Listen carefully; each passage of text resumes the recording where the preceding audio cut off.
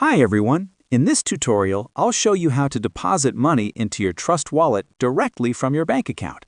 This process is simple and secure, letting you fund your wallet quickly to start trading or holding crypto. First, open the Trust Wallet app on your mobile device. Make sure you're logged in and have your wallet set up. Next, tap on the Buy or Add Funds button on the home screen. This option lets you purchase cryptocurrency using your bank account.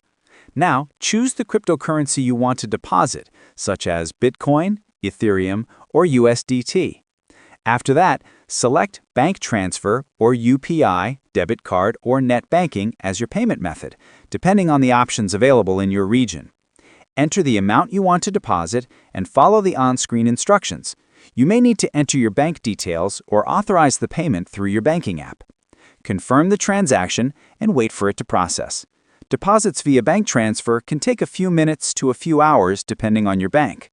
Once completed, you'll see the funds reflected in your Trust Wallet balance.